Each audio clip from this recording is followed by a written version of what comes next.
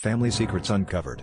It all started when I accidentally overheard a hushed conversation at a family dinner, the kind where everyone pretends to be polite while secretly critiquing each other's lives. I was helping clear the table when I heard a voice from the kitchen say, "You know, he was her ex before he was her brother." My heart skipped a beat, and I nearly dropped the stack of plates I was carrying. My partner had always introduced him Michael as her brother, and the thought of something more had never crossed my mind.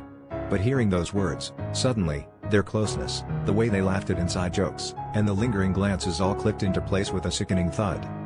I confronted her that night, my mind racing with a mixture of anger and confusion.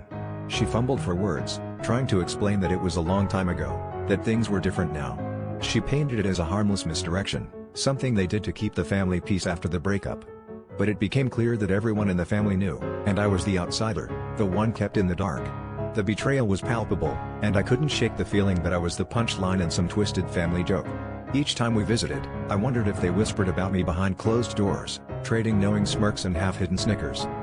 The next few weeks were a whirlwind of conversations, both with her and with myself. I tried to understand why I felt so blindsided, why the notion of them being former lovers gnawed me more than anything else. Perhaps it was the lie and secrecy, the feeling of being an unwilling participant in a charade. Or maybe it was the fear that their past might still have a hold on our present. Every time I looked at him, I questioned whether her heart was entirely mine, or if remnants of their old flame lingered beneath the surface, waiting to ignite a spark. In the end, I realized that the real betrayal wasn't just the lie or the hidden past, but the erosion of trust. I had to decide if I could live with the shadows of their history, or if it was time to carve my own path away from the tangled web of secrets.